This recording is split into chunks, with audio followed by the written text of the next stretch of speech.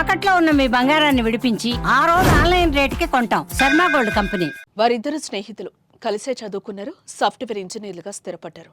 ఒకే అపార్ట్మెంట్లో వేర్వేరు ఫ్లాట్లలో కుటుంబ సభ్యులతో నివసిస్తూ నిత్యం కలిసిమెలిసి తిరిగేవారు. ఎక్కడికి వెళ్లినా కలిసే వెళ్లేవారు. వారి స్నేహాన్ని చూసి విధికే కన్ను కుట్టిందేమో జంటగా మృత్యు బలి తీసుకుంది. దుండిగల్ పోలీస్ స్టేషన్ పరిధిలో జరిగిన రోడ్డు ప్రమాదంలో ఇద్దరు స్నేహితులు దుర్మరణం చెందారు. ఒడిశాలోని జైపూర్కు చెందిన భానుప్రకాష్, అదే రాష్ట్రానికి చెందిన నళినీకంఠ బిశ్వాలులు కళాశాలలో చదివేటప్పటి నుంచి స్నేహితులు. ఉద్యోగం వచ్చాక పెళ్లిళ్లు చేసుకుని రాజేంద్రనగర్కు మంచిరేవుల్లోని యునైటెడ్ అమిగో ఎవెన్యూ అపార్ట్మెంట్లోని వేర్వేరు ఫ్లాట్లలో కుటుంబ సభ్యులతో కలిసి నివాసం ఉంటున్నారు.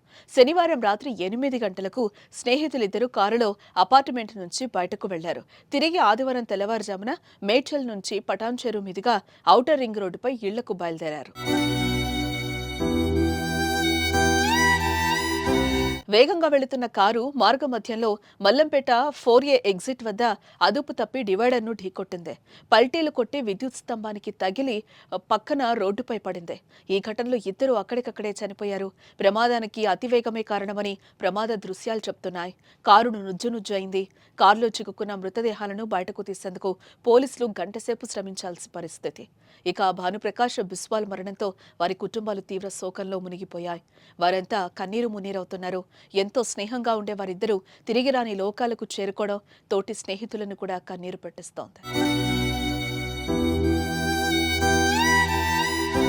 అతివేగం, నిర్లక్ష్యం, నిద్రమత్తు, మద్యం మత్తు కారణంగానే రోడ్డు ప్రమాదాలు అధికంగా జరుగుతున్నాయి.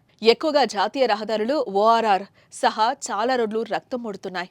రోడ్లు విశాలంగా ఉండటం, ట్రాఫిక్ సమస్య అసలే లేకపోవడంతో ఓవర్ స్పీడ్తో దూసుకుపోయి ప్రమాదాల బారిన పడడం ఆందోళనకు గురిచేస్తోంది.